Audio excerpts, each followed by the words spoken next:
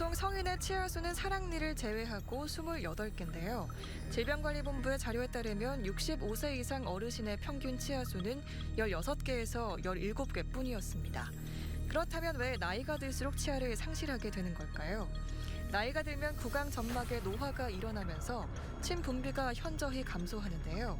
이처럼 입안이 건조해지면 세균이 번식하기 쉬워 충치, 잇몸병 또는 상실 등이 발생하게 됩니다. 빠진 치아의 개수가 많은데 여러 가지 여건으로 인하여 임플란트를 할 수 없는 경우에 부분 틀니 또는 완전 틀니를 하게 됩니다. 치아가 상실되면 음식 섭취가 줄어들고 씹는 힘이 부족해서 소화에 문제가 발생하며 이는 몸 전체에 영향을 줍니다. 특히 어르신들은 한번 기력이 떨어지면 문제가 생길 여지가 많은데요. 바깥 출입이 줄어들고 사회적인 활동이 줄어들면 정신적으로 외로움과 고립감을 느낄 수 있고 치아가 불편해 식사를 제대로 하지 못하면서 넘어지기라도 하면 큰 병으로 이어질 수 있습니다. 치아 전체가 빠진 경우를 완전 틀니라고 하고 일부 치아가 남아있어서 틀니를 일부 치아에 걸어서 사용하는 경우를 부분 틀니라고 합니다. 틀니는 비교적 비용 부담이 적고 빠른 시간에 치아 상실을 대체할 수 있다는 장점이 있습니다. 또한 만 65세 이상 건강보험 가입자의 경우 틀니는 국민건강보험이 적용돼 한 번 보험이 적용된 뒤에도 7년이 지나면 새로운 보험 적용이 가능한데요.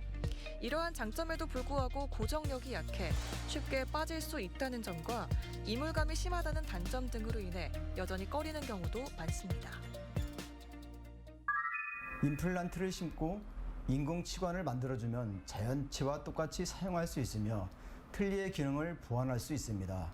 특별히 아래턱에서 치죽을 흡수가 많은 경우 완전 틀니를 사용하기 어려운 경우가 많은데 이때 임플란트 보조 틀니를 사용하면 틀니로 인한 점막의 통증이 많이 줄어들고 음식을 씹을 수 있는 능력이 향상됩니다. 틀니를 제작할 때 가장 고려되어야 할 점은 개인의 구강 구조 상태에 맞도록 정교하게 만드는 겁니다. 그러기 위해서는 최종 틀니를 만들기 전에 진단용 틀니를 만들어 사용하면서 꼼꼼하게 잇몸 상태를 관찰해야 하는데요. 진단용 틀니는 보통 2-3달 정도 사용하면서 여러 번 수정해가며 사용이 가장 편한 상태를 찾아야 합니다. 보통 5단계의 과정을 통하여 완성된 틀니를 끼실 수 있습니다. 1단계, 정확히 진단하고 맞춤형 본뜨기 틀을 만들기 위해 1차로 본을 뜹니다. 2단계, 맞춤 본뜨기 틀로 더 정확한 본을 뜹니다. 3단계, 틀니의 높이와 인공치를 배열하기 위한 공간을 설정하기 위하여 치과 기공소에서 미리 만들어 놓은 밀랍 틀을 조정합니다. 4단계, 밀랍 틀에 인공치를 배열하여 입술과 얼굴의 모습을 미리 보여줍니다. 5단계, 인공치가 배열된 밀랍 틀을 강화형 수지로 교체하면 틀니가 완성되는데 완성된 틀니를 껴줄 수 있습니다.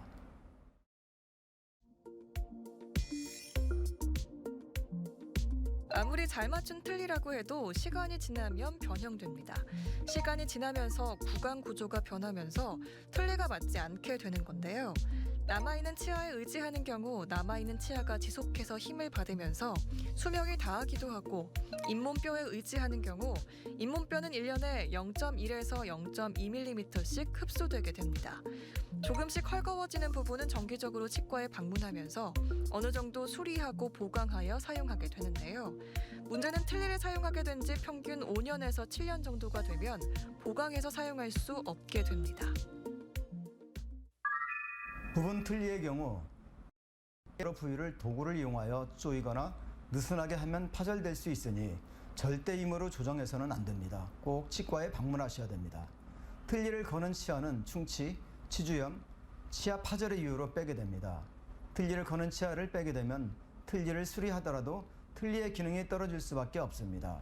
치아와 틀니 사이의 좁은 공간에 양치질이 잘 되지 않아 세균이 부착하게 되면 충치, 치주염이 발생하여 치아를 빼야 할 수밖에 없으므로 양치질을 세심하게 해야 하고 정기적으로 치과에 내원하여 검진 받아야 됩니다.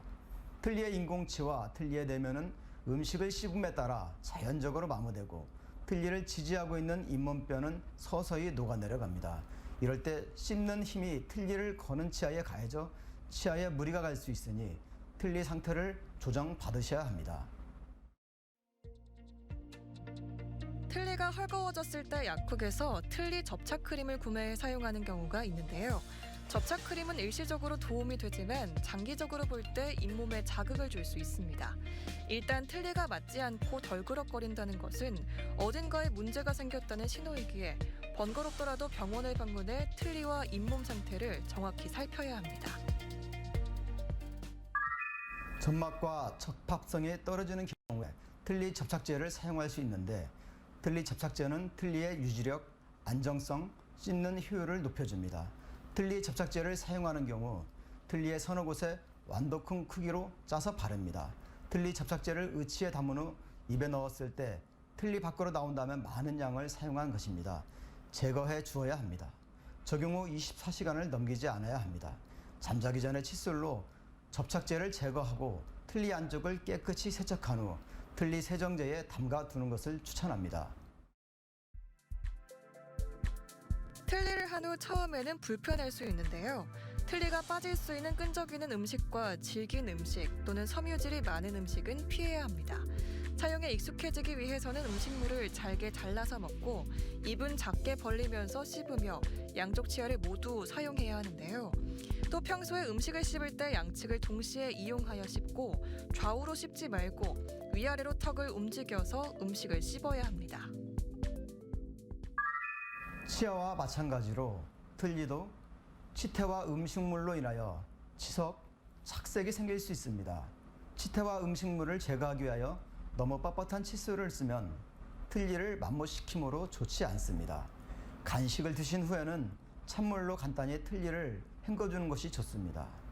틀니를 세척할 때는 틀니가 바닥에 떨어져 깨지는 것을 막기 위하여 세면대 위에서 하는 것이 좋습니다.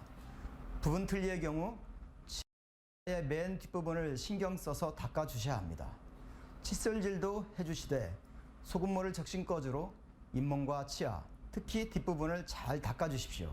그리고 점막에 남아있는 음식물과 치태를 꺼즈로 잘 닦아주셔야 합니다.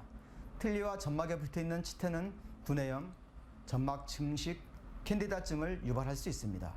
시간이 지남에 따라 틀니를 지지하고 있는 치주골이 흡수되고 틀니 내면이 마모됨에 따라 틀니가 안 맞게 되는 것은 당연하다고 할 수 있습니다. 안 맞는 틀니를 계속 사용하게 되면 치주골의 흡수는 더 빨라집니다. 이때는 틀니 내면을 다시 덧대주는 치료를 정기적으로 해주어야 합니다. 여기서 잠깐 잘못된 의학 상식을 바로잡아 건강도 지키고 상식도 키우는 Yes or No. 틀니는 일주일에 한 번 정도 뜨거운 물로 소독해야 한다는데 사실인가요? No, 아닙니다. 아기젖병처럼 뜨거운 물로 소독하게 되면 절대 안 됩니다. 틀니가 변형되어 치아와 점막을 무리하게 자극할 수 있기 때문입니다.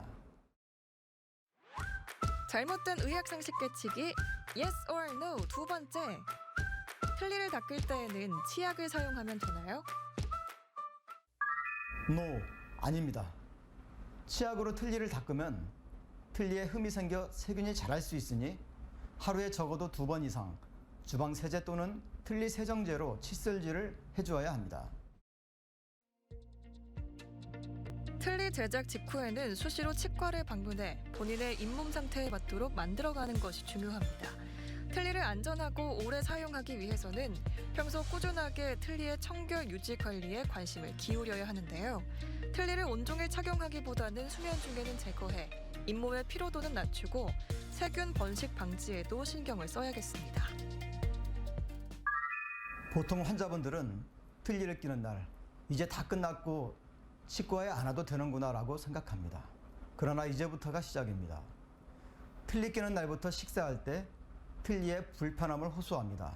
그러나 이런 불편함은 여러 차례 내원하셔서 대부분 해결됩니다. 2달 정도가 되어야 틀니에 많이 적응되어 안정적으로 음식을 씹고 발음을 할 수 있습니다. 치과에 내원하는 날은 전날 밤부터 계속 장착하여 구강 내에 틀니 자국이 점막에 남도록 하면 틀니 검진을 수월하게 할 수 있습니다. 틀니를 사용하시면서 별다른 문제가 없다 하더라도 6개월마다 치과에 방문하셔서 정기 검진을 받는 것을 추천합니다. 자신도 몰랐던 구내염, 골 흡수, 틀니 만무 등이 발견되기도 합니다. 틀니를 지지하고 있는 점막에 생긴 염증은 적응되면 괜찮겠지 하고 생각하면 안 됩니다. 치과에서 의외로 간단히 해결할 수 있는데 점막의 염증을 계속 방치하게 되면 다른 문제가 생길 수 있습니다. 손을 잘 쓸 수 없는 장애가 있는 경우는 요양보호사에게 틀니 세척과 양치질에 대하여 특별히 당부해야 합니다.